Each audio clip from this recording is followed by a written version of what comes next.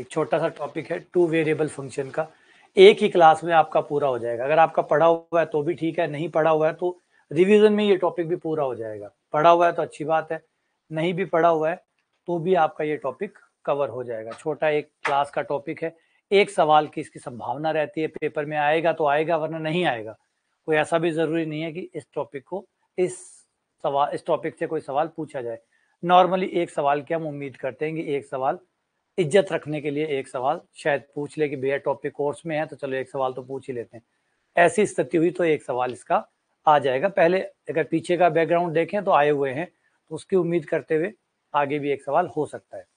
ठीक है, अच्छा है, थोड़ा सा ध्यान रखिएगा, मैक्सिमा और मिनिमा हमारे पास 2 बार है, सीनियर में भी है और कॉलेज में भी है। तो हम जो मैक्सिमा मिनिमा पढ़ने वाले हैं वो यूजी लेवल वाला पढ़ने वाले हैं। हम जो पढ़ रहे हैं अभी वो यूजी लेवल का है, मतलब टू वेरिएबल फंक्शन का मैक्सिमा मिनिमा है। अभी मैं जैसे क्लास को आगे बढ़ेगी तो इसको थोड़ा सा मैं और एक्सप्लेन कर दूंगा कि सीनियर लेवल में क्या है और यूजी लेवल में क्या है। चलिए स्टार्ट करते हैं। सबसे पहले ये आपका है 1 एंड 2 वेरिएबल फंक्शन। देखो 2 फंक्शन होते हैं, वैसे और भी हो सकते हैं लेकिन हमारे कोर्स के हिसाब से बात कर रहा हूं। हमारे कोर्स में 2 ही होते हैं। हमारा जो कोर्स है, क्योंकि गणित में तो बहुत कुछ होता है, गणित में तो बहुत कुछ होता है, लेकिन हम हमारे कोर्स की बात करें तो हम 2 प्रकार के फलन पढ़ते हैं, 1 वेरिएबल फंक्शन, 2 वेरिएबल फंक्शन। ऐसा फंक्शन जिसमें सिर्फ एक ही वेरिएबल हो, जो इंडिपेंडेंट वेरिएबल है, जो स्वतंत्र चर है वो सिर्फ एक हो, सिर्फ एक स्वतंत्र चर हो। 1 वेरिएबल फंक्शन। जब आपके स्वतंत्र चर 2 हो, जैसे ये फलन है, इसमें 2 स्वतंत्र चर है, एक x दूसरा y, 2 स्वतंत्र चर है, तो यहां पे 2 चीजें बनती है। एक होता है 1 वेरिएबल फंक्शन, एक चर वाला। आपकी पूरी 12th तक की जो पढ़ाई है वो 1 वेरिएबल फंक्शन होता है, उसमें एक ही वेरिएबल आता है, x आता है, एक वेरिएबल आता है, और फिर जो उससे आंसर आता है वो फलन का मान हो गया। फलन के मान को आप स्वतंत्र चर नहीं कहते क्योंकि वो स्वतंत्र नहीं है, वो तो आप x का मान रख दोगे तो फिर वो जो उत्तर आएगा ये तो वो है तो वो भी चर, बदलता तो रहेगा लेकिन वो आश्रित है, वो डिपेंडेंट है। आप x का मान रखोगे तब जाके वो आएगा, जब आप x का मान रखोगे तब जाके वो आएगा, तो वो डिपेंडेंट हो गया। तो स्वतंत्र चर की बात कर रहे हैं, स्वतंत्र चर एक है, यहाँ पे स्वतंत्र चर 2 है, एक स्वतंत्र चर, 2 स्वतंत्र चर। ठीक है, अब यही जो एक स्वतंत्र चर और 2 स्वतंत्र चर होते हैं, इन्हीं को, एक स्वतंत्र चर को हम 12 तक पढ़ते हैं और 2 स्वतंत्र चर के लिए फिर कॉलेज में जो टॉपिक आते हैं वो 2 के लिए होते हैं। तो आ जाते हैं, मिलवाता हूं आपको ये 1 वेरिएबल 2 वेरिएबल क्या होता है। आप क्षेत्रफल देखिए, वृत्त का क्षेत्रफल देखिए, जो आपका वृत्त का क्षेत्रफल है, ये वृत्त है, वृत्त का क्षेत्रफल 1 वेरिएबल फंक्शन है, वो सिर्फ r पे डिपेंड करता है, सिर्फ r पे। वृत्त का क्षेत्रफल कितना होता है, पाई आर स्क्वायर, किस पे डिपेंड करता है, खाली r पर। तो आप कह सकते हैं कि आपका जो क्षेत्रफल है, वृत्त का क्षेत्रफल, वो 1 वेरिएबल फंक्शन है, क्योंकि वो सिर्फ r पे डिपेंड करता है। r का मान कम या ज्यादा करो, क्षेत्रफल कम या ज्यादा हो जाएगा। तो यहाँ पे आपका क्षेत्रफल जो है वो तो फलन है, और किसका फलन है, r का। क्षेत्रफल खाली r पे डिपेंड करता है, तो आपका वृत्त का क्षेत्रफल हो गया, वृत्त की परिधि हो गई, ये सब 1 वेरिएबल फंक्शन है, मतलब खाली त्रिज्या पे डिपेंड करते हैं। लेकिन वहीं अगर अपन बेलन को देखें, अब बेलन का एग्जांपल लो, बेलन जो है v बराबर पाई आर स्क्वायर एच, इसका जो आयतन है वो पाई आर स्क्वायर एच है, मतलब आयतन जो है वो r पे भी डिपेंड करता है, h पे भी डिपेंड करता है। मतलब त्रिज्या कितनी है बेलन की, इससे भी आयतन को फर्क पड़ेगा, ऊंचाई कितनी है इससे भी फर्क पड़ेगा। तो यहाँ देख सकते हो कि बेलन का जो आयतन है वो r और h दोनों पे डिपेंड करता है, तो v r पे भी डिपेंड करता है, h पे भी डिपेंड करता है। तो ये आपका 2 वेरिएबल फंक्शन हो गया। 2 वेरिएबल मतलब जो 2 पे डिपेंड करता है, 1 वेरिएबल जो 1 पे डिपेंड करता है। तो आप अपने फॉर्मूले को देखिए वो कितना पे डिपेंड करता है। वृत्त की परिधि सिर्फ त्रिज्या पे डिपेंड करती है, वो 1 वेरिएबल है। क्षेत्रफल भी खाली त्रिज्या पे डिपेंड करता है, 1 वेरिएबल है। जबकि बेलन का आयतन 2 वेरिएबल है ना। तो जो 1 पे डिपेंड करता है वो 1 वेरिएबल, जो 2 पे डिपेंड करता है वो 2 वेरिएबल। तो 1 वेरिएबल 2 वेरिएबल। अब ये जो 1 वेरिएबल 2 वेरिएबल है, इन्हीं के बारे में हम लोग बात करते हैं। 12th में सिर्फ 1 वेरिएबल जो फलन है, जो एक चर वाले फलन है, और कॉलेज में जो 2 चर वाले फलन है उनके बारे में हम बात करते हैं। तो आप लोग जाके देखेंगे तो आप 12th को भी याद करिए। 12th में आपके जो भी सवाल होते थे, मैक्सिमा मिनिमा जब आपने 12th में निकाला है तो आपका वन वेरिएबल फलन होता था, एक फलन होता था, इस तरीके से सवाल दिया होता था, एफ एक्स बराबर x square plus x plus one, इसका उच्चिष्ट मान निकालिए, इसका निम्निष्ट मान निकालिए, इसका मैक्सिमा निकालिए, इसका मिनिमा निकालिए। तो ये आपके 12th में होते थे वन वेरिएबल फंक्शन। तो मैक्सिमा मिनिमा का मतलब अधिकतम और न्यूनतम मान है, किसी फलन का अधिकतम मान, किसी फलन का न्यूनतम मान। तो कोई फलन अपना सबसे बड़ा मान कितना लेगा, सबसे छोटा मान कितना लेगा, तो उच्चिष्ट निम्निष्ट होते हैं। अब टू वेरिएबल फंक्शन में यही चीज दो वेरिएबल के रूप में आएगी, एक्स और वाई दोनों के पदों में आएगा।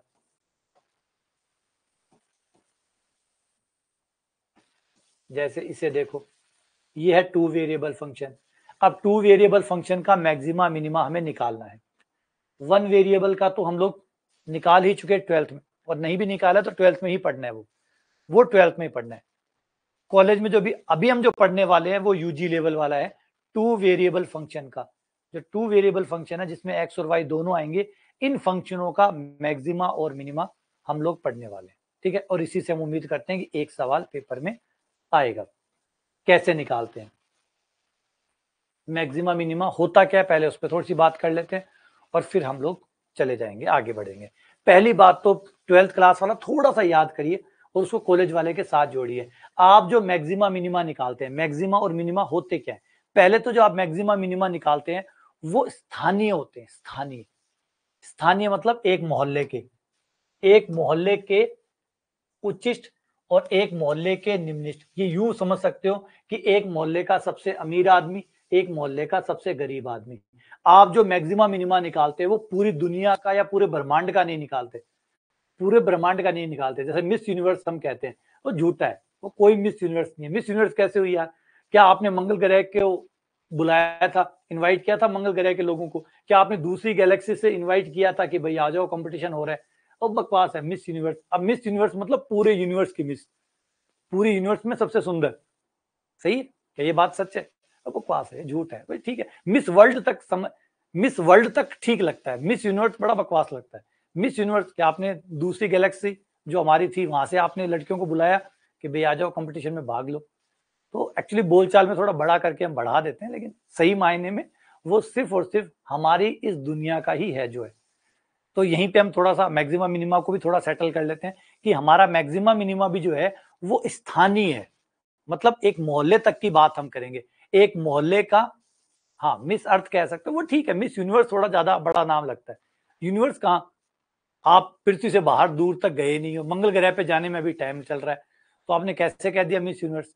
तो थोड़ा सा अलंकार बड़ा लगा दिया, इसलिए थोड़ा सा बढ़ा चढ़ा के पेश करें। वैसे हम बढ़ा चढ़ा के नहीं करेंगे, इसलिए रोक रहे हैं अपने आप को कि भैया जो मैक्सिमा मिनिमा हम निकालेंगे ये कोई पूरे का मैक्सिमा मिनिमा नहीं होगा, सिर्फ लोकल मैक्सिमा मिनिमा होगा। लोकल का मतलब एक मोहल्ले का, एक मोहल्ला लेंगे और उस मोहल्ले में सबसे ज्यादा कौन है और सबसे कम कौन है उसकी बात हम करेंगे। जैसे यहाँ पे देखिए, इस ग्राफ को देखिए, ये ग्राफ है। इस ग्राफ में अगर आप इसे देखें तो इस मोहल्ले का, इस मोहल्ले में बाकी लोगों को देखिए, इस मोहल्ले में जो और लोग हैं इनको देखिए, इन सब में सबसे नीचे यही है। और इस मोहल्ले में देखिए, इस मोहल्ले में सबसे ऊंचा यही है,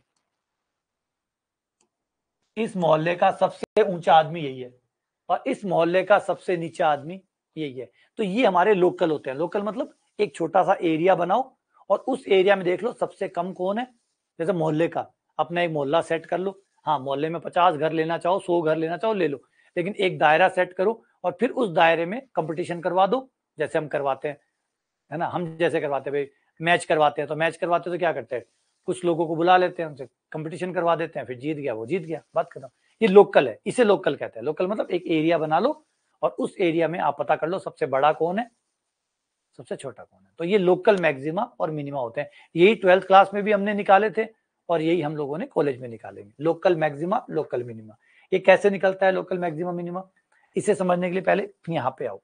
सबसे पहले हमें वो पॉइंट पता करना पड़ता है जिसपे मिनिमा या मैक्सिमा होता है। अगर आप यहाँ पे देखें, ये एक्स का मान है जिसपे आपको मिनिमा प्राप्त हुआ है, ये एक्स का मान है जिसपे मिनिमा प्राप्त हुआ है, ये एक्स का मान है जिसपे मैक्सिमा प्राप्त हुआ है। तो इनको पॉइंट कहते हैं, इनको बिंदु कहते हैं।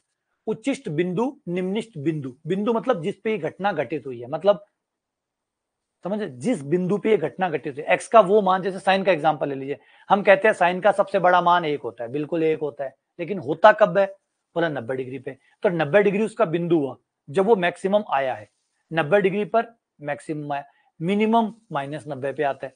तो वो जो पॉइंट, वो जो एक्स का मान जिस पे अधिकतम या न्यूनतम आपको प्राप्त हुआ है, उच्चिष्ट या निम्निष्ट, मैक्सिमा या मिनिमा, आपको जिस बिंदु पे प्राप्त हुआ है, जिस एक्स के मान पे प्राप्त हुआ है, उसे बिंदु कहा करते हैं।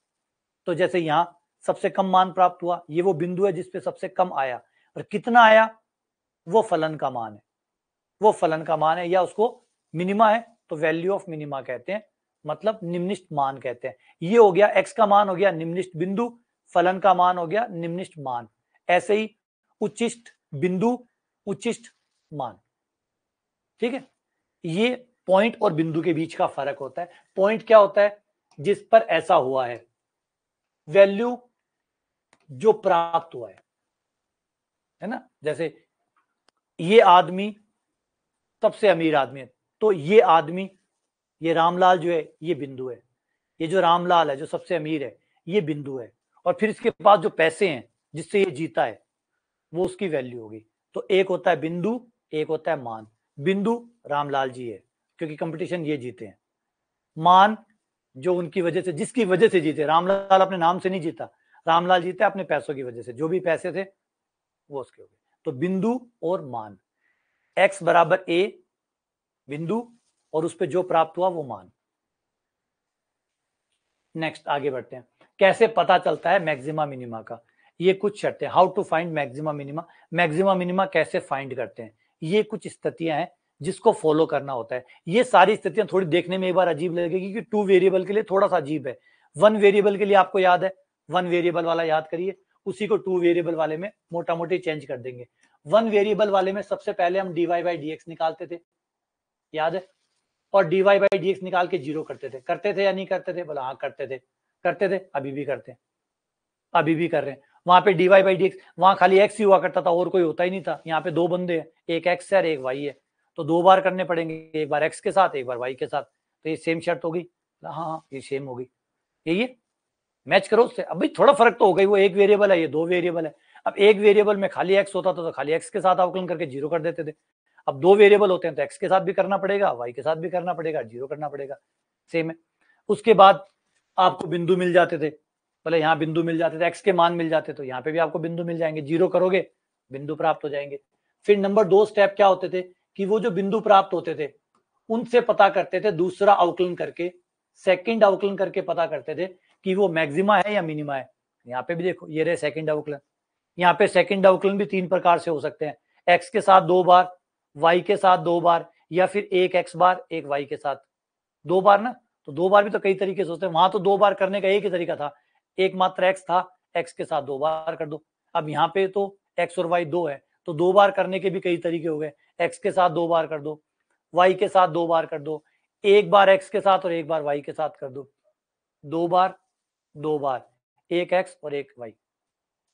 तो इस तरीके से कई बार। अब इसका x के साथ 2 बार करने को शॉर्ट इतना बड़ा लिखने के बजाय इसको नाम देंगे r, y के साथ 2 बार करने को t, एक बार x और एक बार y के करने को s। तो इनके छोटे नाम पड़ गए, इतना बड़ा बड़ा नहीं लिखा जाता, इसलिए छोटा नाम दे देते हैं r t s। ठीक है, अब उसके बाद में जो सेकंड अवकलन होता था हमारा, वहां पे तो सेकंड अवकलन खाली एक ही सेकंड अवकलन होता था, वही तय कर देता था कि भैया मैक्सिमा है या मिनिमा है। लेकिन यहाँ पे तो सेकंड अवकलन भी तो 3 है, तो ये तीनों मिलकर कैसे तय करेंगे, ऐसे तय करेंगे, are T minus S square, इसका मान निकालना है। इसका मान तय करेगा कि वो जो पॉइंट आया है पहले स्टेप से, वो मैक्सिमा है, मिनिमा है, या ना कोई मैक्सिमा ना कोई मिनिमा है, क्या है ये बताएगा।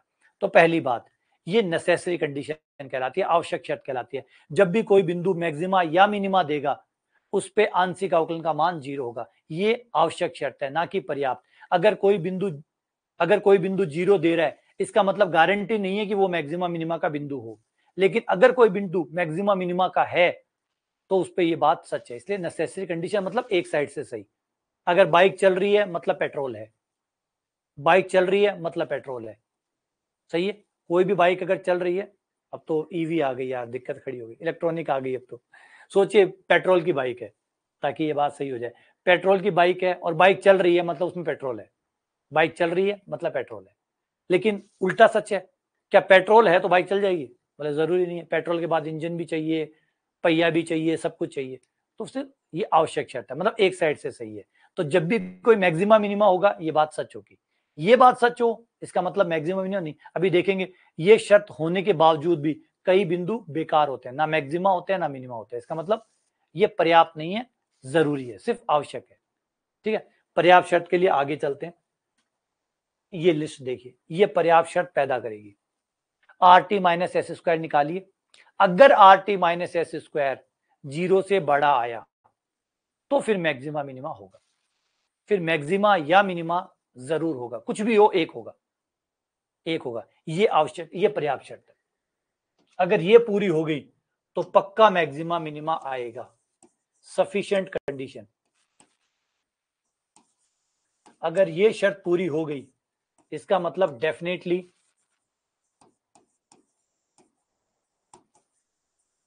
होगा भाई। अगर ये शर्त पूरी हो गई तो फिर मैक्सिमा मिनिमा जरूर होगा। अच्छा, मैक्सिमा होगा या मिनिमा होगा उसके लिए नीचे आओ, उसके लिए फिर आर बताएगा। आर अगर प्लस का है तो मिनिमा, आर माइनस का है तो मैक्सिमा। ये तो पहली वाली बात ही होगी यार, ये तो पहले वाली बात ही होगी। पहले भी प्लस का होता था तो मिनिमा होता था, सेकंड अवकलन d two y by d x square, plus का हुआ तो मिनिमा, माइनस का हुआ तो मैक्सिमा। तो याद रखिएगा ये पर्याप्त शर्त है और वो आवश्यक शर्त है। ठीक है, ये पूरी होगी मतलब गारंटीड बिंदु मैक्सिमा या मिनिमा में से कोई एक है।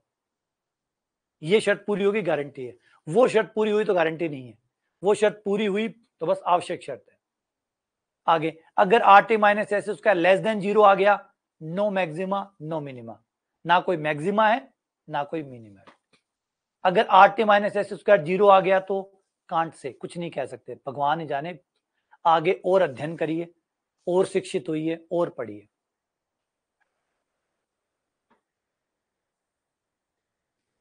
कांट से, ठीक है, क्लियर है ये बात? डन, बढ़ जाऊं आगे। शेड्यूल में 2D था नहीं यार, हाँ 2D थोड़ी था, 2D 3 दिन था, 3 दिन हो गया, संडे सहित 3 दिन हो गया 2D। और क्रॉस चेक कर लेंगे। आ जाओ, अब देखो इस पे पूछा जाएगा थ्योरी का सवाल। इस पे जो सवाल पूछा जाता है ना वो थ्योरी का सवाल पूछा जाता है। पहले मैं आपको थोड़ा सा एक चीज और से मिलवा देता हूं जिसको कहते हैं क्रिटिकल पॉइंट। ये जो शुरुआत वाले जो पहले स्टेज पर जब आप दोनों के आंशिक अवकलन करके 0 करते हैं और 0 रख के जब आप एक्स वाई का मान निकालते हैं, इन बिंदुओं को क्रांतिक बिंदु या क्रिटिकल पॉइंट कहा जाता है ना, उन्हें क्रिटिकल पॉइंट कहा जाता है। अच्छा 15 तक था क्या? आज भी 2D था क्या? नो मैक्सिमा नो मिनिमा का मतलब ना कोई मैक्सिमा है ना कोई मिनिमा है, फर्जी पॉइंट है, फर्जी पॉइंट है, मतलब झूठा पॉइंट है, ना मैक्सिमा ना मिनिमा। जैसे हमारे वन वेरिएबल वाले में एक नत्ती परिवर्तन बिंदु आता है, नत्ती परिवर्तन बिंदु जो होता है वो फर्जी पॉइंट होता है, ना वो मैक्सिमा, फीलिंग मैक्सिमा मिनिमा जैसी देता है लेकिन होता नहीं है वो।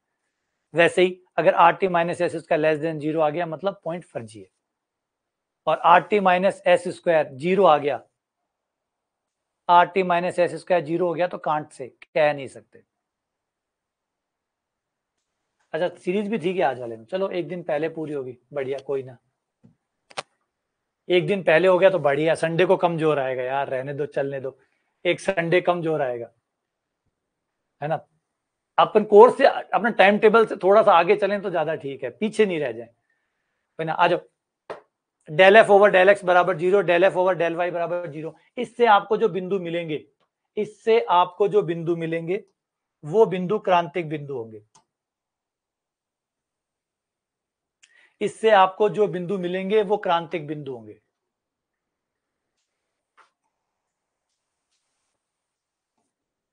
इससे मिलने वाले बिंदु क्रांतिक बिंदु होंगे। ठीक है, आ जाओ पहले क्रांतिक बिंदु निकालना सीखते हैं। कैसे निकलता है? आपके फलन का अवकलन करो, एक्स के सापेक्ष 0 कर दो, वाई के सापेक्ष करो 0 कर दो, तो del F over del x f का एक्स के सापेक्ष आंशिक अवकलन, आंशिक अवकलन करोगे तो 3x²। अब आप एक्स के साथ कर रहे हो तो y का 0,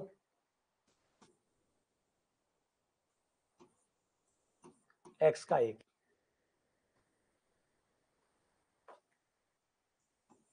del F over del x बराबर 0,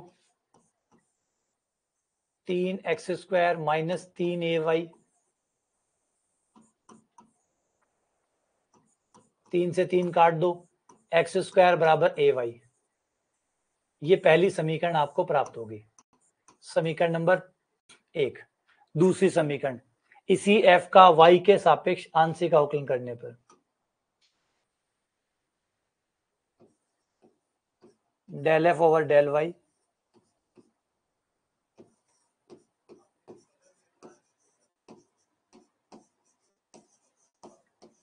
y का 1, 0 कर दो, 3 का भाग दे दो, y² बराबर ax आ गया।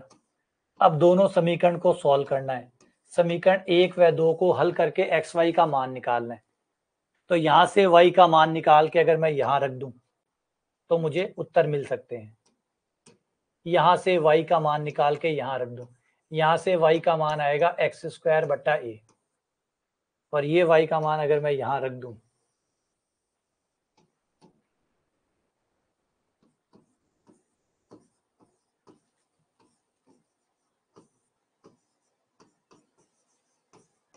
ax, x की पावर 4 बट्टा a² बराबर ax, x की पावर 4 a³ x, पदों को एक तरफ करने पर x कॉमन निकाल लो, x का मान 0 आ गया, x³ माइनस a³ बराबर 0, x बराबर a। x का मान रख के y का मान निकाल लो,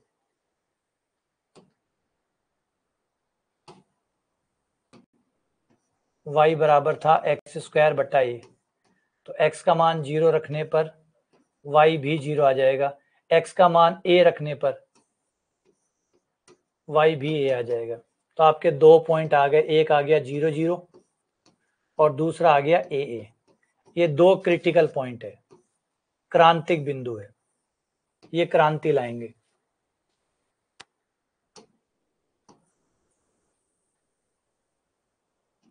तो 0 0 और a a दोनों ही क्रांतिक बिंदु है। ऑप्शन ए भी सही है, ऑप्शन बी भी सही है, दोनों के दोनों क्रांतिक बिंदु है, दोनों ही क्रांति लाएंगे।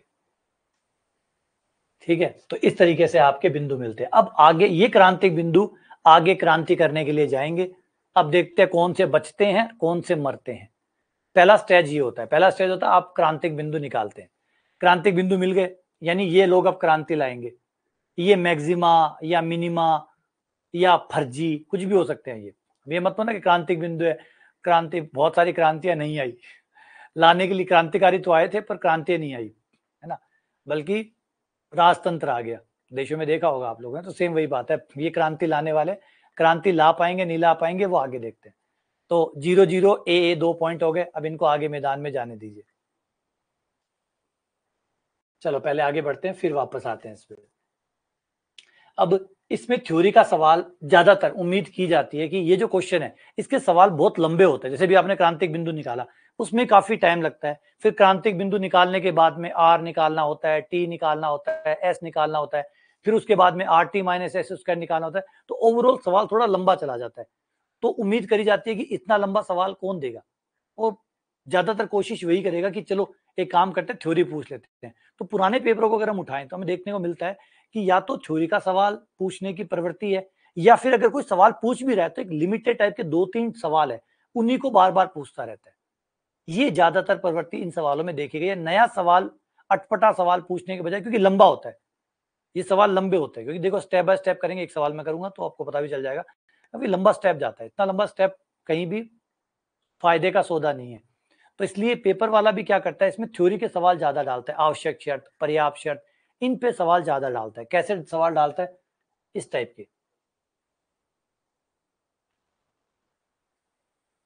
ये रहा थ्योरी क्वेश्चन ऐसे बनाता है, इससे उसका काम भी हो जाता है और बढ़िया काम हो जाता है। देखो ये रहा नेसेसरी कंडीशन बताइए। Necessary condition for the maxima and minima, किसी बिंदु ए बी पर मैक्सिमा और मिनिमा की आवश्यक शर्त बताइए। कौन सी हुई आवश्यक शर्त? आवश्यक शर्त कौन सी हुई कि अगर कोई पॉइंट मैक्सिमा मिनिमा का है तो उसमें del F over del x का मान भी जीरो होगा और del F over del y का मान भी जीरो होगा। कोई भी मैक्सिमा मिनिमा का बिंदु इस शर्त को पूरे किए बिना नहीं रह सकता। जैसे कोई बाइक चल रही है तो बिना पेट्रोल के नहीं चल सकती, तो वैसे ही कोई बिंदु अगर मैक्सिमा मिनिमा का है तो उसे ये शर्त पूरी करनी होगी। Del F over del x का मान ए बी पे जीरो होगा तथा कोई ऑप्शन नहीं, तथा del F over del y का मान भी उस बिंदु पे जीरो होगा। दोनों शर्तों को पूरा होना पड़ेगा। उस बिंदु पे del F over del x को भी जीरो होना पड़ेगा। ये क्या कह रहा है? Del F over del X on point A B zero, del F over del Y on point A B zero, दोनों ही उस बिंदु पे जीरो होंगे। अब सेम सवाल यहां जाओ, ये पूछ लिया आवश्यक शर्त का, ये पूछेगा पर्याप्त शर्त का। The sufficient condition for the function have an extremum value. Extreme value चरम बिंदु कहते हैं मैक्सिमा और मिनिमा दोनों को, ये दोनों चरम होते हैं। मैक्सिम है ना, थोड़ा सा चरम बिंदु को लेकर थोड़ा सा सावधान रहिएगा। लोग चरम का मतलब ये होता है कि ऊपर वाले को चरम कहते हैं, नहीं, हम सर्दियों में भी कहते हैं आज तो सर्दी का चरम है। चरम ऊपर नहीं होता, चरम ऊपर नीचे दोनों तरफ होता है। चरम किसी भी साइड जो एक्सट्रीम होता है उसको, बहुत ठंड है वो भी चरम है। जैसे साइबेरिया में -65 है, हम कहते हैं एक्सट्रीम ठंड है वहां पे, तो एक्सट्रीम दोनों तरफ होता है। तो एक्सट्रीम शब्द का मतलब मैक्सिमा और मिनिमा दोनों से लिया जाता है। ठीक है, आ जाओ। हिंदी में इसको बोलते हैं चरम बिंदु। एक्सट्रीम को हिंदी में कहते हैं चरम, और चरम दोनों होते हैं। तो सफिशिएंट कंडीशन यानी पर्याप्त शर्त क्या होगी? पर्याप्त शर्त बताइए। अच्छा, वो कह रहे 2D क्या है, तो एक काम कर लेते हैं 2D के सवाल कर लेते हैं। अगर आपको 2D का चाहिए 2D के सवाल कर लेते हैं भाई। हटा दूं फंक्शन वाला क्लास, हटा के 2D की शेड्यूल कर दूंगा, चेंज कर दूंगा आज। बस 2D की प्रैक्टिस कर लेंगे, सवाल निकाल लेंगे। हमारे क्या सवाल निकाल लेंगे, बढ़िया। एक क्लास 2D की शेड्यूल है तो 2D के कोई वो कह रहा है कि 2D का शेड्यूल था आज, मुझे पता नहीं यार, मुझे लगा कि, और मैंने कल पूरा हो गया था वो 2D वाला, तो मुझे लगा कि ठीक है नेक्स्ट टॉपिक ही करना होगा। और अगर आप लोगों को करना है तो फंक्शन वाले को शेड्यूल को हटा के 2D वाले क्वेश्चन के MCQ कर लेते हैं। और चाहते हो कि फलन चलने दूं तो ठीक है, आ जाओ। सफिशिएंट कंडीशन क्या थी कि are T minus S square. अब इसको कैसे याद कैसे रखोगे, ये थोड़ा सा दिमाग बनाओ। आर टी, क्योंकि ये क्या होगा, थोड़े दिनों बाद एस स्क्वायर आगे आ जाएगा, आर टी पीछे चला जाएगा। थोड़े दिनों बाद आर टी जो है ना वो पीछे चला जाता है, ये थोड़ा कंफ्यूजन रहता है। आज तो are T minus S square है, कल क्या होगा थोड़े दिनों बाद में ये कंफ्यूज कर देगा।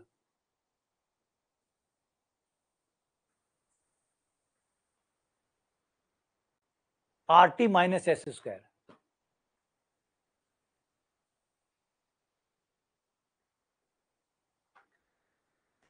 Are T minus S square.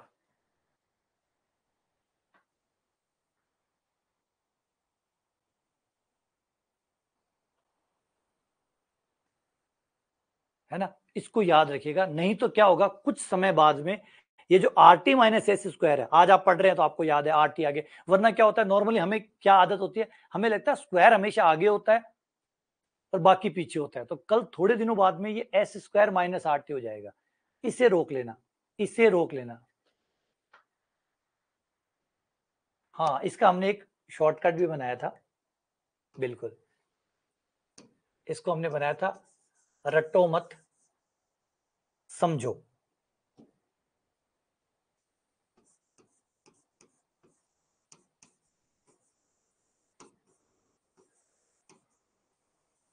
ये टॉपिक आपसे कहता है रट्टो मत समझो, तो रट्टो मत समझो से यहां से आप लोग रट्टो से आर, टी से टी एस एस। तो ये आपका जादुई मंत्र हो जाएगा जो are T minus S square को अपनी जगह टिकाए रखेगा।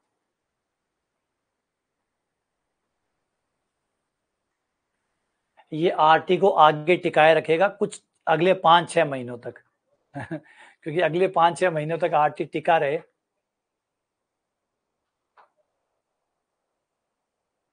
है ना, तो इसको ठीक कर लेना, बस वो आर टी आगे रह जाए, है ना। या फिर एक और कर सकते हो, रट्टो मत साहब,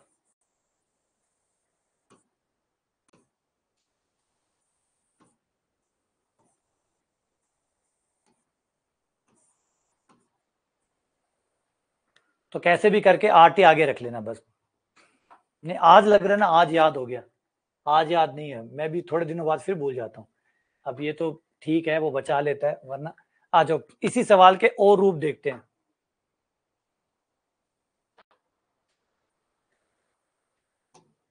कैसे भी और आपके पास कोई तरीका हो तो बिठा लेना, बस कहने का मतलब ये है कि इसको लाइटली मत लेना, ये मत समझना कि समझ में आ गया, थोड़े दिनों बाद में समझ में आया हुआ इधर उधर हो जाएगा।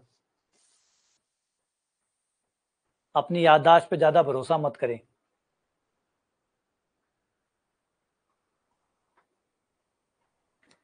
आ जाओ अब उस पे आओ, ये देखो इसी सवाल का और फॉर्मेशन कैसा हो सकता है, यही जो आवश्यक और पर्याप्त शर्त है उसको थ्योरी में कैसे कैसे और पूछ सकता है, इससे मिल लो, यही रहा। अब इसे ऐसे पूछ लेगा, जो पूछा गया ये वैसा ही है, जो पूछे गए अभी तक इसमें इस तरीके से हो गया। Necessary condition for function extreme value A B पर हो तो कौन सी शर्त सही है, एक्स के सापेक्ष वाली सही है, वाई के सापेक्ष वाली सही है, दोनों सही है, दोनों जरूरी है। ये नीचे एक्स लिखने का मतलब होता है कि जब नीचे एक्स लिखा हुआ है इसका मतलब होता है आंशिक अवकलन। आंशिक अवकलन को शॉर्ट फॉर्म में ऐसे लिखते हैं, एफ नीचे एक्स, ऐसे नीचे वाई लिखा हुआ है इसका मतलब del F over del Y, ये लघु संकेत है। नॉर्मली जो आंशिक अवकलन में हम यूज करते हैं, नीचे एफ के नीचे एक्स लिखते हैं, इसका मतलब है आंशिक अवकलन, एक्स के सापेक्ष फलन का आंशिक अवकलन, वाई के सापेक्ष फलन का आंशिक अवकलन, ठीक है ना। तो फलन का एक्स के सापेक्ष आंशिक अवकलन ए बी पे 0 होना चाहिए, फलन का वाई के सापेक्ष आंशिक अवकलन ए बी पे 0 होना चाहिए, ठीक है। अब एक सवाल ऐसे हो सकता है कि दोनों को साथ में ही पूछ ले कि बताओ उच्चिष्ट होने के, देखो इसमें सब कुछ पूछ लिया, इसमें सारी बातें पूछ ली, उच्चिष्ट होने की, उच्चिष्ट भी हो, उसकी आवश्यक शर्त भी पूरी हो, उसकी पर्याप्त शर्त भी पूरी हो, तीनों एक ही सवाल में पूछ लिया। देखो सुनो, आवश्यक शर्त भी पूरी हो, पर्याप्त शर्त भी पूरी हो, उच्चिष्ट भी हो, तीनों हो, तो पहले आवश्यक शर्त पे आओ। ये तो रही आवश्यक शर्त, हो गया, ये तो है आवश्यक। फिर are T minus S square 0 से बड़ा हो, ये हो गई पर्याप्त। आर 0 से छोटा हो, ये हो गया उच्चिष्ट होने की शर्त। और बिंदु ए बी हो, कोई बिंदु हो, तो ये हो गया। अब इन तीनों शर्तों को अलग अलग रखिएगा, इन तीनों ही शर्तों को आपको अलग अलग रखना है, ठीक है ना, अलग अलग आपको रखना है।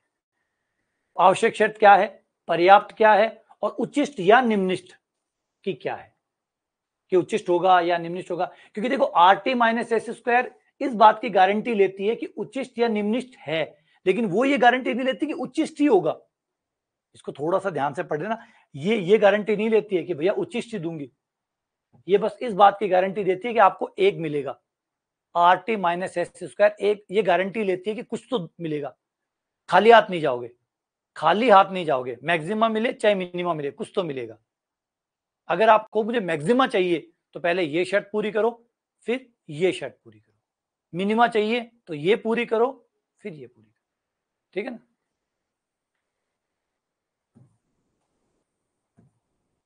ऐसे ही अगर हिंदी मीडियम में पूछे तो कैसे पूछेगा, नीचे वाला क्वेश्चन अगर हिंदी मीडियम में पूछे तो ऐसे पूछेगा कि एफ एक्स वाई के बिंदु ए बी पे चरम मान होने की, है ना, एक्सट्रीम को हिंदी में चरम कहते हैं, चरम मान होने की पर्याप्त शर्त sufficient condition R T minus S square greater than 0।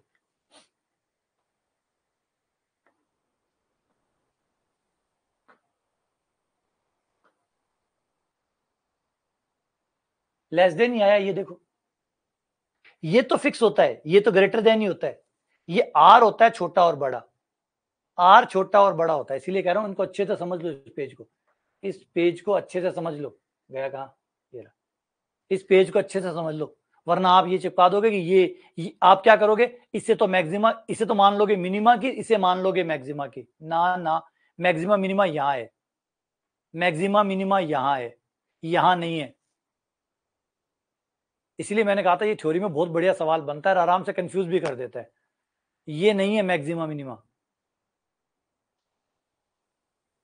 ये है मैक्सिमा मिनिमा, यहां मैक्सिमा चाहिए, ये रहा, मिनिमा चाहिए, ये रहा, ये गारंटी है कि मैक्सिमा मिनिमा में से कुछ मिलेगा, कुछ मिलेगा, है ना। ये मतलब सोचो कि जैसे इनविटेशन है, खाने का इनविटेशन है, तो पहले इनविटेशन मिलेगा, उसके बाद की बातें हैं, गुलाब जामुन मिलेगा नहीं मिलेगा, ये आगे की बात है, पहले तो इनविटेशन तो आए कि भाई किसी ने बुलाया है, फिर तय करेंगे कि क्या खिलाएंगे क्या नहीं खिलाएंगे, तो ये आमंत्रण पत्र है।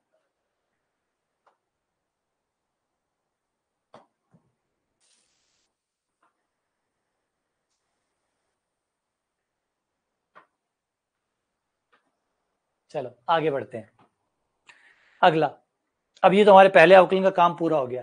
अब ये क्वेश्चन कह रहा है कि ये आपका फलन रहा, इस फलन का 0 0 पे आर का मान बताइए। आर कौन होता है, आर कौन होता है, आर होता है फलन का एक्स के सापेक्ष 2 बार अवकलन, फलन का एक्स के सापेक्ष 2 बार आंशिक अवकलन करने से जो आए वो आर होता है। अब आर का मान 0 0 पे निकालो, यानी पहले फलन का एक्स के सापेक्ष 2 बार अवकलन करो और फिर 0 0 उसमें रख दो, फिर 0 0 उसमें रख दो।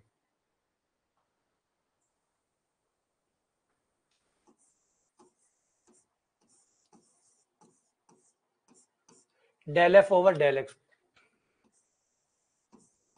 8x³ y की पावर 4 का 0 माइनस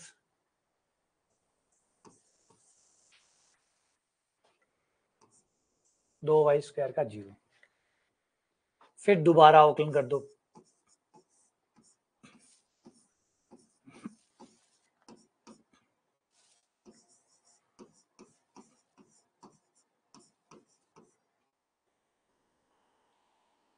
ये आर आ गया। अब आर का मान 0 0 पे निकाल लो, यानी x का मान 0 रखो, y का मान 0 रखो,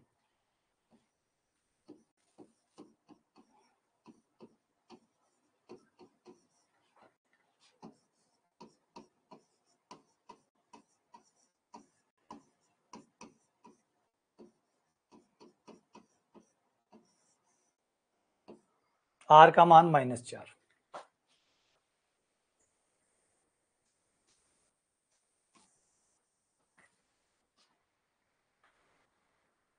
ये आंसर आ गया। ठीक है, पढ़े आगे, आगे चलो। एक होता सैडल पॉइंट, अभी हाल फिलहाल में पूछा भी गया था एक परीक्षा में, सैडल पॉइंट, जब किसी बिंदु पे RT माइनस एस स्क्वायर का मान 0 आता है तो ऐसे बिंदु को सैडल पॉइंट कहते हैं। एक बिंदु ए बी, जिस बिंदु पे RT माइनस एस स्क्वायर का मान 0 आता है उसे सैडल पॉइंट कहते हैं। RT माइनस एस स्क्वायर का मान 0 आता है, ऐसे पॉइंट को सैडल पॉइंट कहते हैं। देखते हैं कौन सा बिंदु सैडल पॉइंट है, इन चार में से कौन सा बिंदु सैडल पॉइंट है। तो हमें सारे ही निकालने पड़ेंगे, आर निकालना पड़ेगा, टी निकालना पड़ेगा, एस निकालना पड़ेगा। ये रहा सवाल, इसको एफ मानो,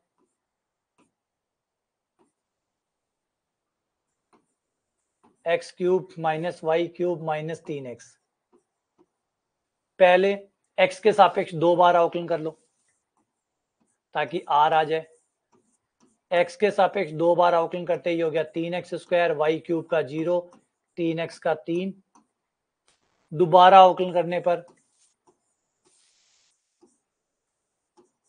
दोबारा अवकलन करने पर 6x आ गया और वो 0 आ गया, ये आपको r तो मिल गया। अब r के बाद में अगला है हमारा टारगेट, y के सापेक्ष 2 बार कर लें ताकि s मिल जाए, y के सापेक्ष पहली बार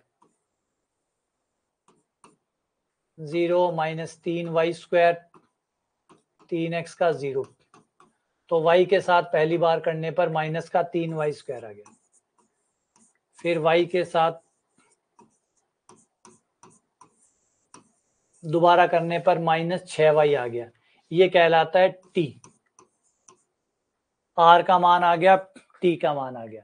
अब तीसरा होता है x वाले का y के साथ कर दो या y का x के साथ कर दो, कोई एक चुन लो तुम्हारी मर्जी से, या तो x वाले का y के साथ कर दो या y वाले का x के साथ कर दो। तो हम y वाला हो चुका, इसका मैं अगर x के साथ करूं, जो y के साथ अवकलन हो चुका उसी का x के साथ कर दो, उसका x के साथ करूंगा तो 0 आ जाएगा, ये आपका s कहलाएगा। और इस तरीके से आपका r आ गया, आपका t आ गया और आपका s आ गया। अब सारे मान लाके यहां रखो और देखो कौन से बिंदु पे ये 0 आते हैं।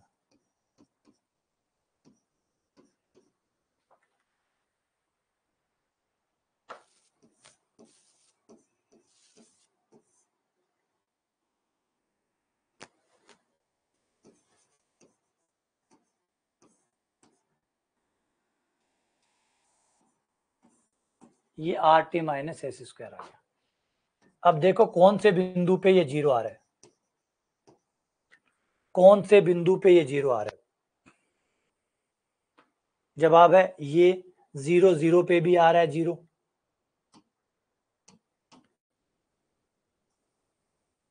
देखो 0 0 पे भी 0 आ रहा है और 0 1 पे भी 0 आ रहा है, 1 0 पे भी 0 आ रहा है। क्वेश्चन ने क्या पूछा है यार, नॉट ए सैडल पॉइंट पूछना चाहिए था, क्योंकि ये भी सैडल पॉइंट है, ये भैया भी सैडल पॉइंट है, ये भैया भी सैडल पॉइंट है, तो ये पूछना चाहिए कौन सैडल पॉइंट नहीं है।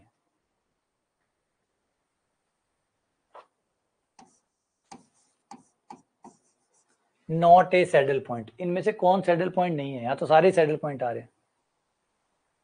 क्या मैंने गलत लिखा है कुछ, क्या गलत लिखा है? अच्छा, माइनस का 6y है तो भी क्या फर्क पड़ता है, माइनस का 6y लिखना है यहाँ पे।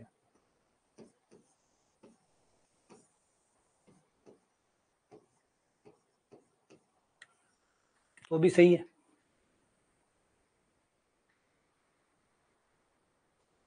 अब ठीक है, तो ये सारे के सारे 3 सैडल पॉइंट आए, एक सैडल पॉइंट नहीं है, तो शायद पूछना ये चाहिए था कि कौन सैडल पॉइंट नहीं है।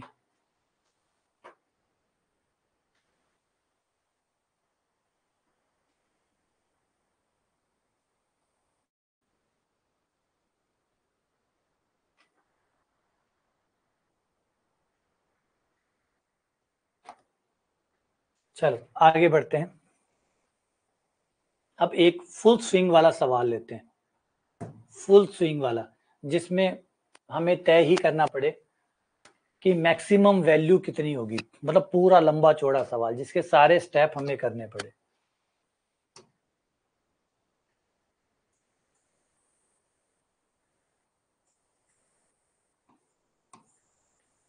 ये फलन है, इसकी मैक्सिमम वैल्यू निकालो।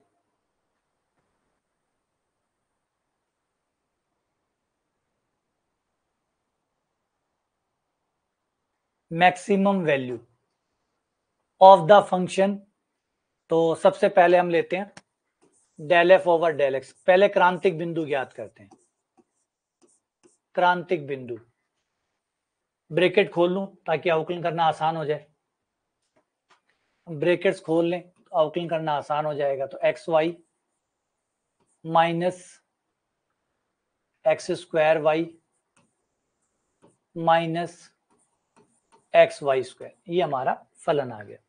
अब इसका अगर x के साथ अवकलन करेंगे तो x के साथ अवकलन हो गया y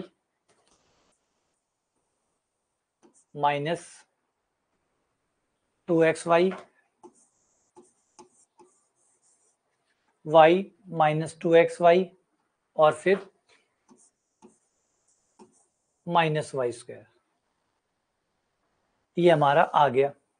यहां से y कॉमन ले लो, y कॉमन आ गया, 1 माइनस 2x माइनस वाई आ गया।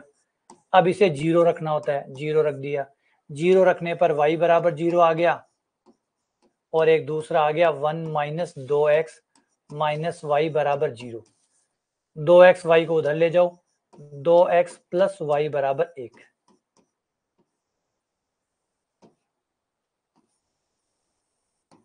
ये आ गया पहला। Del F over del x को 0 करने पर ये आ गया। अब del F over del y को 0 करो, देखो उनसे क्या आता है। Del F over del y, y के सापेक्ष करने पर x minus x square minus 2xy, x common आ गया, 1 माइनस एक्स माइनस 2y बराबर 0 कर दो। x का मान 0, 1 माइनस एक्स माइनस 2y बराबर 0, x प्लस 2y बराबर 1।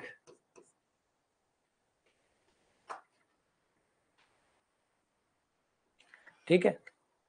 अब इन सबसे हमारे क्रांतिक बिंदुओं का पता कर लो। देखो x का मान 0 और y का मान 0, एक तो आप यहां से उठा लो, x 0 और y 0, तो एक बिंदु तो 0 0 इनसे मिल गया।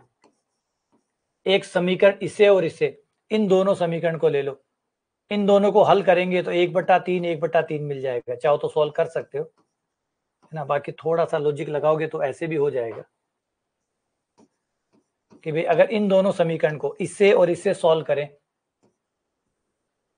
और एक्स वाई का मान निकालें तो 1/3 1/3 ही आ जाएगा। ठीक है, डन।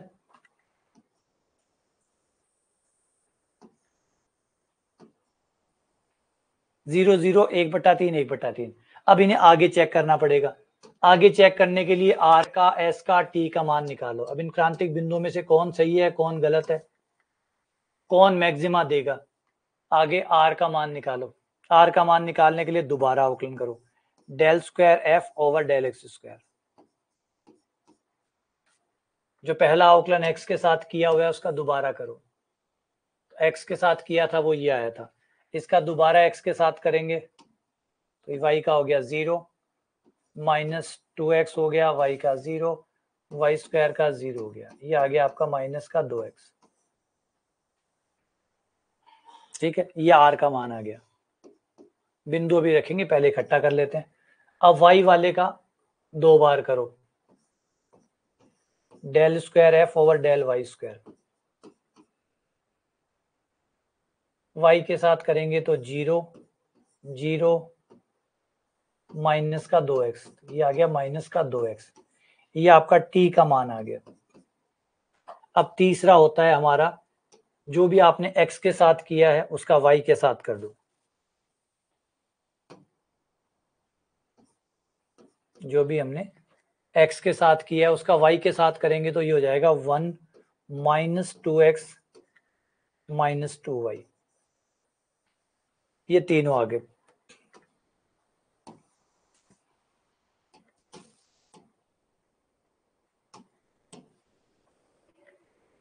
अब हम शुरू करते हैं are T minus S square का मान। आर का मान है हमारा माइनस का 2x, एस का मान है हमारा, दोनों माइनस के 2x आगे क्या, दोनों तो नहीं आने चाहिए थे यार, एक बार फिर से ऊपर जाएं। ये रहा, इसका x के साथ करेंगे तो माइनस का 2y आएगा। ठीक है,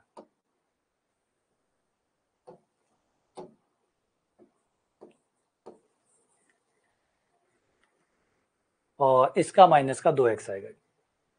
इसका देख लो, ये रहा। इसका y के साथ करूंगा 0 0 माइनस का 2x। ठीक है, फिर इसमें आगे भी गड़बड़ हुई है क्या, आगे नहीं हुई। इसका y के साथ करूंगा तो 1 माइनस 2x माइनस 2y। ठीक है,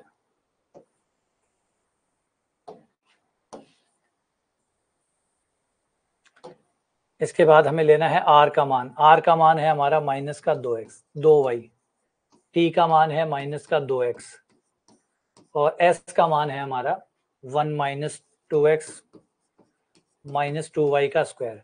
अब अपने बिंदुओं को रख के देखो, पहले 0 0 को रखो, देखो क्या देता है। इसका मान प्लस का आना चाहिए, तभी मैक्सिमा मिनिमा होगा।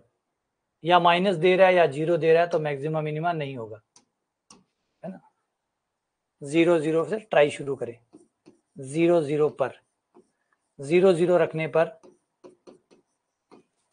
ये आ गया 0, ये 0, ये आ गया -1, -1 मतलब 0 से छोटा आ गया, तो नो मैक्सिमा नो मिनिमा। 0 0 पे ना कोई मैक्सिमा है ना कोई मिनिमा है।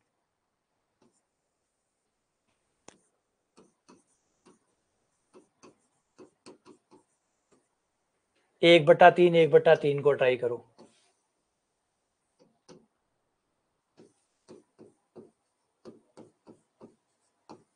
एक बटा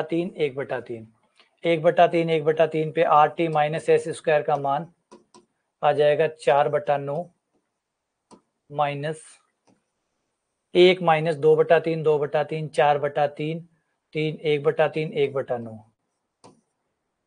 और 4 माइनस 3 3/9 1/3, जो कि 0 से बड़ा आ गया, है ना। 0 से बड़ा आ गया, ठीक है। ये आ गया 0 से बड़ा आ गया, इसका मतलब मैक्सिमा या मिनिमा में से कुछ तो है।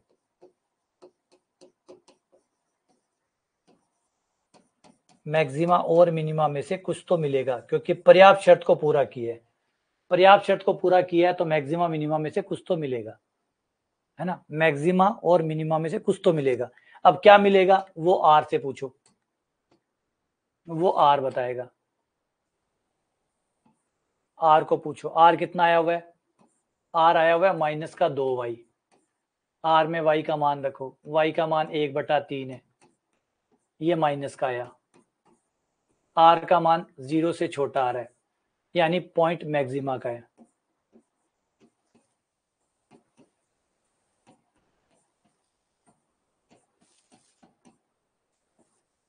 तो इस पॉइंट पे जो भी मिलेगा वो मैक्सिमा होगा। कितना होगा, कितना होगा ये पता करने के लिए फलन में मान रखो, वो तो फलन ही बताएगा। इस बिंदु पे मैक्सिमा आएगा ये पता चल गया, कितना आएगा ये तो जाके हमारे फलन में रखेंगे तो पता चलेगा। 1/3 1/3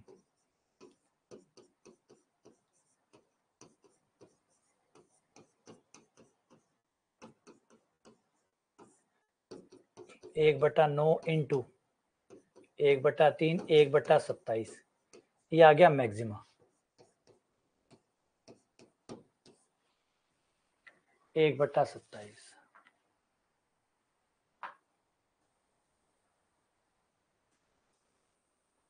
ठीक है। अब इस स्टेप ये इतना लंबा जाता है, इसलिए मैंने शुरुआत में जो कहा था कि ये बहुत लंबे होते हैं। तो इतना लंबा सवाल कर पाना और इतने लंबे सवाल के लिए इतनी जगह लाना, वो दोनों ही थोड़ा पॉसिबल नहीं होता।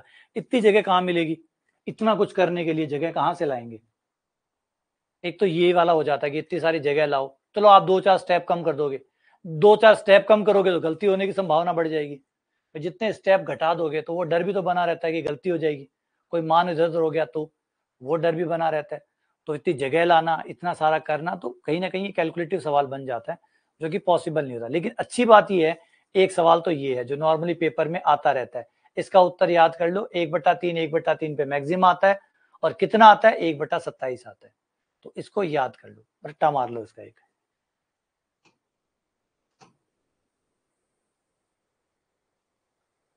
तो इसका रट्टा मार,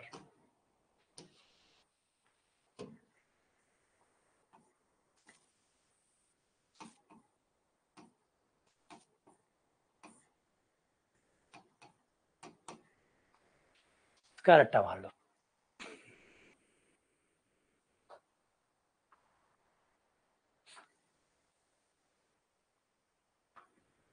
ठीक है, तो अच्छा, इन स्टेप में कोई प्रॉब्लम है क्या आपको? इस स्टेप में कोई प्रॉब्लम है? ये सारा समझ में आ गया कैसे हम करते हैं? इसे एक बार हाथ से निकाल लेना कि पहले del F over del X निकालते हैं, फिर उसे जीरो रखते हैं, समीकरण बनाते हैं, फिर del F over del Y करते हैं, उसको जीरो करते हैं, दोनों से जो मिलता है सॉल्व करके एक्स वाई के सारे मान इकट्ठे कर लेते हैं। वो हमारे क्रांतिक बिंदु हो गए। अब क्रांतिक बिंदु होने के बाद में फिर आगे स्टेप बढ़ते हैं पर्याप्त शर्त के लिए, फिर आर निकालते हैं, टी निकालते हैं, एस निकालते हैं, फिर are T minus S square निकालते हैं, फिर वो बिंदुओं को ट्राई करते हैं कि कौन सा बिंदु इस पे पॉजिटिव दे रहा है, कौन नेगेटिव दे रहा है, फिर दूसरी कंडीशन अप्लाई होती है, फिर मैक्सिमा मिनिमा कंफर्म होने के बाद में फिर फलन में ले जाके उस बिंदु को रख के वो मैक्सिमा है तो मैक्सिमा मान देगा, मिनिमा है तो मिनिमम मान देगा, वो हमें मिल जाता है। ठीक है।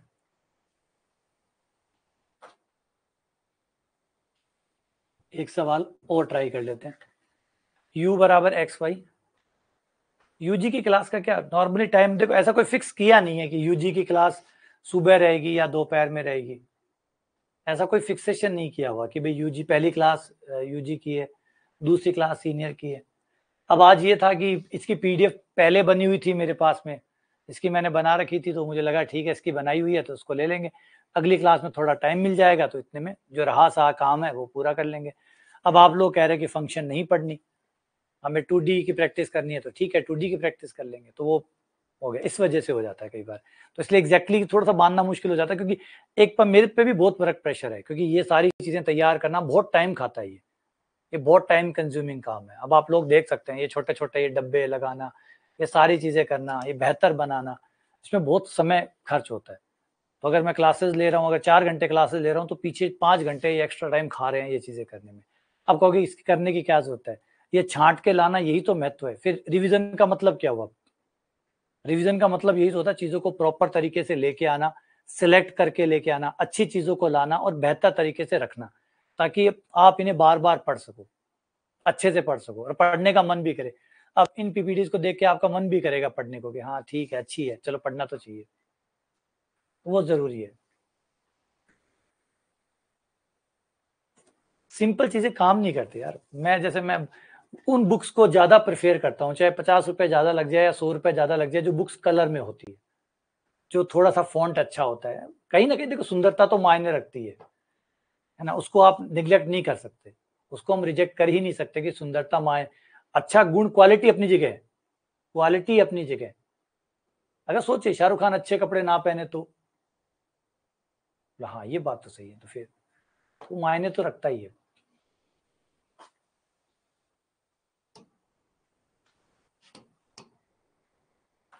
u बराबर एक्स वाई, ए क्यू बटा एक्स, ए क्यू बटा वाई, कौन सा होगा, तो पहले निकालते हैं del you over del X.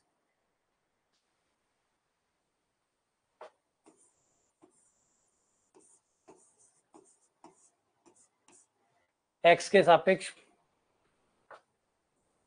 X का एक हो गया, प्लस ए क्यूब का ये हो गया माइनस ए क्यूब बटा X square,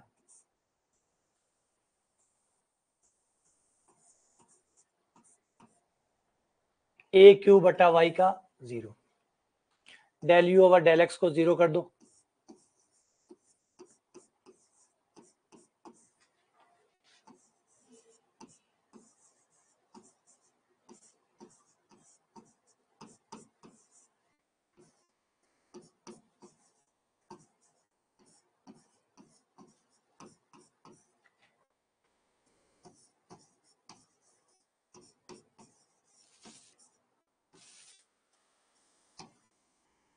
x square Y बराबर ए क्यूब,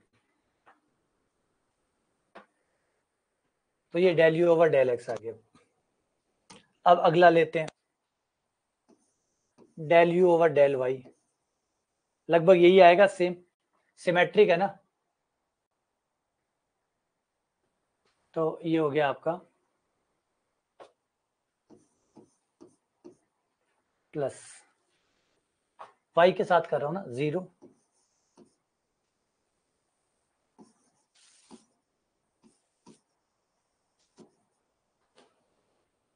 इसको 0 रख दो,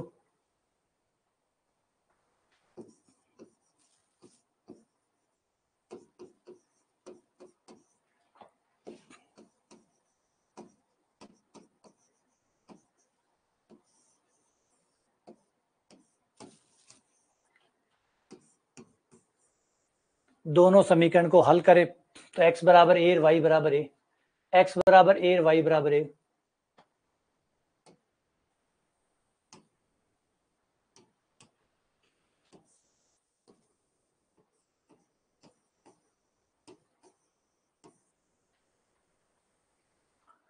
दोनों को अलग हल करें तो x बराबर, वैसे संतुष्ट करके देख सकते हो आप, इतना निकालने की जरूरत नहीं है, संतुष्ट करके देख सकते हो, संतुष्ट करके देख सकते हो। तो x की जगह a रखूं, y की जगह a रखूं तो a क्यूब आ जाएगा, x की जगह 1, y की जगह a रखूं a क्यूब आ जाएगा, तो बिंदु आ गया a। अब चाहो तो वहां से y का मान निकाल के यहाँ रख के सॉल्व करके वैसे निकाल सकते हो, लेकिन इतना तो आप है ना निरीक्षण द्वारा या इंस्पेक्शन द्वारा ही पता कर सकते हो, हाँ ए उत्तर आएगा। अब अगले सेकंड अवकलन पे चलते हैं। r के सापेक्ष दूसरा अवकलन करने पर,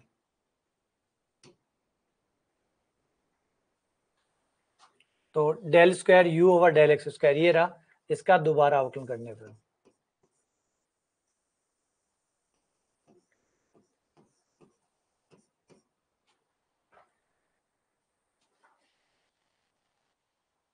del square u over del X square,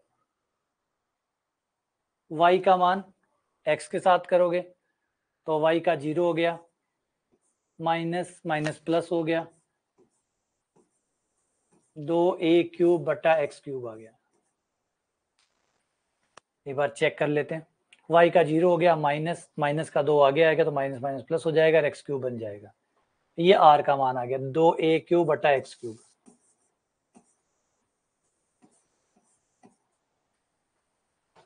फिर ले लेते हैं y के सापेक्ष 2 बार,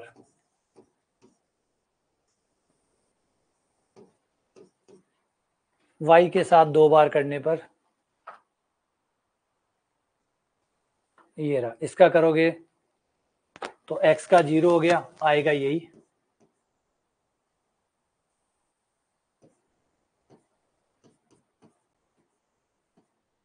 दो a क्यूब बटा y क्यूब। अब s का निकाल लो, s होता है एक बार x के साथ एक बार y के साथ, x वाले का y के साथ कर लो या y वाले का x के साथ कर लो, तो मैं x वाले का y के साथ करूंगा तो 1 आ जाएगा, ये हो गया। अब are T minus S square, बिंदु एक ही है तो चाहे पहले रख लो चाहे बाद में रख लो, 2-3 बिंदु होते तो वेट करना पड़ता कि भाई कौन से बिंदु पे are T minus S square क्या आएगा, यहाँ तो एक ही बिंदु है, 2a क्यूब बटा एक्स क्यूब, 2a क्यूब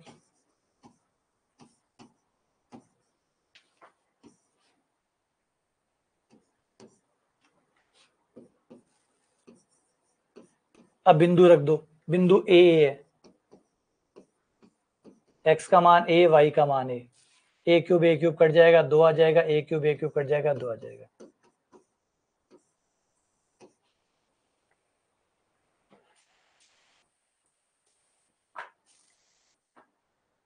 हाँ डायरेक्ट पुट कर सकते हो सीधा, 3 आ गया, 3 0 से बड़ा आ गया, इसका मतलब मैक्सिमा या मिनिमा है, या तो मैक्सिमा होगा और मिनिमा होगा।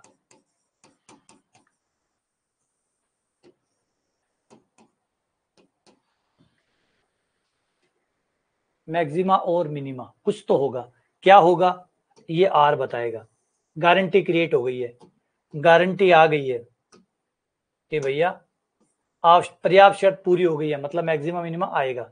अब कितना आएगा वो आर पे चलो, आर का मान कितना है 2a क्यूब बटा एक्स क्यूब, बिंदु ए पर कितना आ जाएगा 2 आ जाएगा, जो कि प्लस आया है, इसका मतलब ये पॉइंट ऑफ मिनिमा है।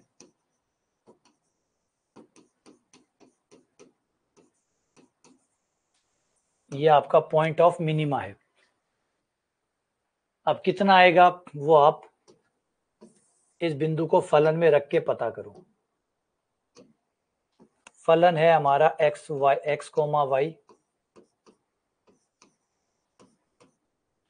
ए क्यूब बटा एक्स, तो ये जो भी प्राप्त होगा वो इस बिंदु पे मिनिमा होगा, न्यूनतम आएगा ए, ये हो गया ए स्क्वायर ए स्क्वायर ए स्क्वायर, तो न्यूनतम मान हुआ 3a स्क्वायर।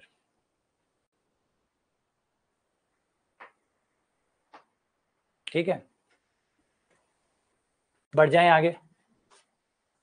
अगला हिस्सा है हमारा, एक जुगाड़ की बात और करते हैं। इसका उत्तर भी याद रख लेना, ये भी फेमस सवाल है, ये गोखरू के बड़े फेमस सवाल है जो पेपर में पहले पूछे गए हैं और उम्मीद करते हैं कि दोबारा भी पूछेगा तो इन्हीं में से ही कोई पूछेगा। तो इसका भी रट्टा मार लेना एक, ताकि बार बार ना निकालना पड़े। इसका बिंदु बिंदु क्या आएगा, ए आएगा, बिंदु ए आएगा और न्यूनतम मान 3a² आएगा। बिंदु तो क्रांतिक बिंदु जो आएगा, जो पॉइंट ऑफ मिनिमा आएगा वो ए आएगा और न्यूनतम मान 3a² आएगा।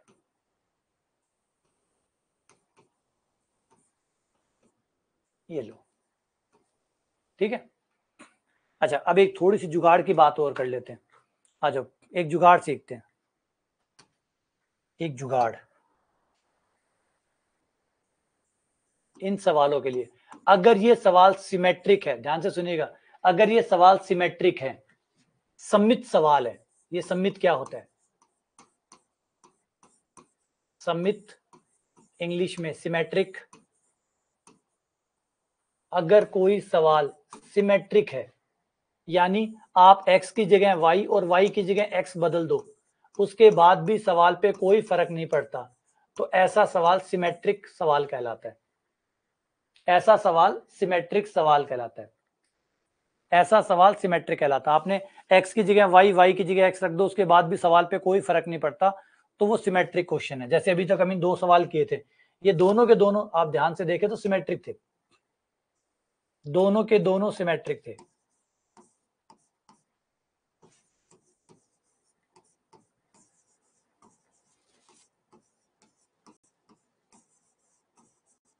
ये देखो, ये रहा। अगर मैं इसमें x की जगह y और y की जगह x रख दूं, जहां y है वहां x रख दूं, जहां x है वहां y रख दूं, मतलब अदला बदली कर दूं, x की जगह y की जगह x कर दूं, तो इस सवाल पे कोई फर्क नहीं पड़ेगा, ये सवाल सेम आएगा। तो अगर कोई सवाल सिमेट्रिक है, अगर कोई सवाल सिमेट्रिक है, x को y से बदल दो और y को x से बदल दो और उसमें कोई फर्क नहीं पड़ता है, ये जुगाड़ सिर्फ सिमेट्रिक सवालों के लिए, केवल सिमेट्रिक सवालों के लिए। अगर कोई सवाल सिमेट्रिक नहीं हुआ,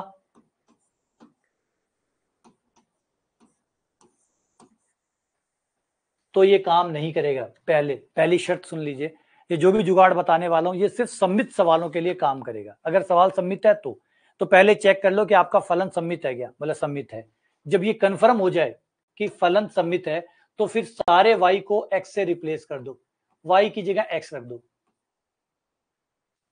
और आपका सवाल एक चर का बन जाएगा। आपका सवाल जो है वो एक चर का सवाल बन जाएगा, क्योंकि आपने y की जगह x रख दिया। x² प्लस a² बटा x, a³ बटा x प्लस a³ बटा x।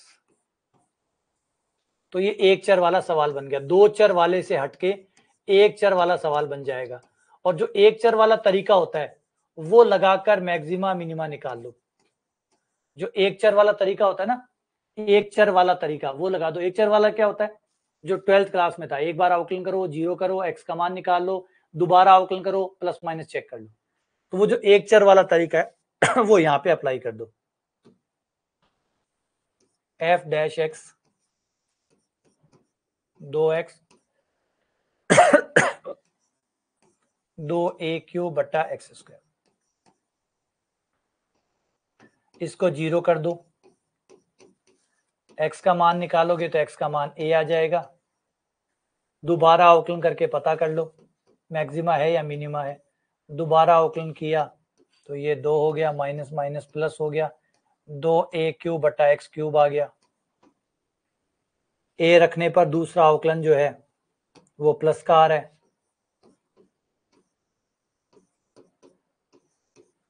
जो कि 0 से बढ़ आ रहा है, इसका मतलब पॉइंट ऑफ मिनिमा है। तो आप ये वाला तरीका 2 चर से इसको एक चर में बदलकर हल कर सकते हैं। ये जुगाड़ आपका काम करेगा। तो आपका, अब देखो बहुत अच्छी बात है ये, सोचो ना आर का झंझट, ना टी का झंझट, ना एस का झंझट, कोई झंझट नहीं, खाली एक्स का झंझट। तो ये चीज बड़ी काम अच्छी करती है अगर सवाल सिमेट्रिक है तो। अगर सिमेट्रिक नहीं है तो फिर तो वो वाला तरीका जो है सो अपनाओ। सिमेट्रिक हुआ तो ये हो जाएगा। अच्छा, लास्ट में जब उत्तर है इसको रिपीट करना है, ऐसा नहीं कि x बराबर ए आया है, उत्तर है y बराबर x, तो आपका बिंदु जो x बराबर ए आया है वो एक्चुअल में आया होगा ए, क्योंकि x भी ए आया तो y भी ए आया होगा, है ना, क्योंकि सवाल तो दो चरों का ही था ना, सवाल तो दो चरों का था, वो तो हमने दोनों सिमेट्रिक होने की वजह से y की जगह x रख के एक सवाल बना लिया, ये आपको लगाना है। तो ये तरीका रहेगा और बहुत सिंपल तरीके से आप इससे फटाफट, अगर कोई लंबा सवाल भी हुआ, जैसे भी पीछे वाले दोनों सवालों को देखिए, वो दोनों सिमेट्रिक थे, वो दोनों सवाल सिमेट्रिक थे, तो ये बड़ा तरीका करने के बजाय जो लंबे वाला तरीका है वो करने के बजाय y बराबर x रख के उसे एक चर का सवाल बना लो, और एक चर में जो आप करते हैं dy बाई डी एक्स बराबर 0, x का मान निकाल लिया, दूसरा अवकलन किया, प्लस आया तो मिनिमा, माइनस आया तो मैक्सिमा, बस उस तरीके से सवाल को निपटा सकते हैं। ये मैक्सिमा मिनिमा दो वेरिएबल के लिए है, ठीक है। अच्छा, ये कहाँ मिलेगा आपको, ये टॉपिक कहाँ मिलेगा, ये टॉपिक मैं गोखुर की किताब में बता देता हूँ, नवकार पब्लिकेशन में आपको अवकलन गणित की किताब है उसमें मिलेगा, और कोई किताबों के बारे में तो मुझे जानकारी नहीं है। नवकार में जाओगे तो फर्स्ट ईयर की बुक है अवकलन गणित, उस बुक में अंतिम प्रश्नावली इसी की है।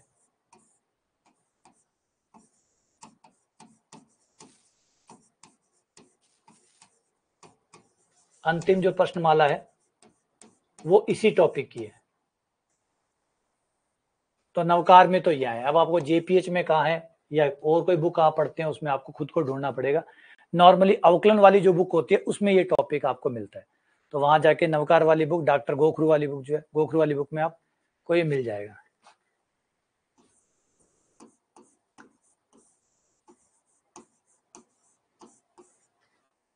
तो गोखरू वाली बुक में आपको यहाँ जाके मिलेगा, वहां जाके पढ़ना चाहो तो पढ़ सकते हो। वो तो है ही, पीवाई के सवाल आए हुए हैं तो पीवाई सवाल आए हुए हैं तो पीवाई की वाली बुक में तो होना ही होना है भाई। अगर आरपीएससी ने सवाल पूछा है तो पीवाई की वाली बुक में तो सवाल होंगे। लेकिन कई पूछ रहे हैं कि ये कहाँ है, टॉपिक कहाँ है, तो ये टॉपिक नवकार वाली बुक में अवकलन गणित में है, वहां पे अंतिम प्रश्नमाला है, अगर आपको देखना है तो वहां जाके देख सकते हो। हाँ, बीएससी फर्स्ट ईयर की book, BSc first year.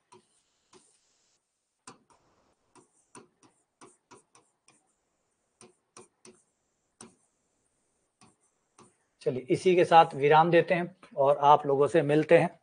Topic छोटा था, हो गया, और स्लाइड व्लाइड मिल जाएगी, दोहराइएगा, पढ़िएगा इसको, मुश्किल टॉपिक है नहीं, एक सवाल है, आपने अभी जो पढ़ा है इससे आराम से एक सवाल कवर हो जाएगा, जो पढ़ाया है एक क्लास में इसमें आपका आराम से एक सवाल पूरा हो जाएगा, ठीक है, ठीक है, चलिए, ओके, धन्यवाद।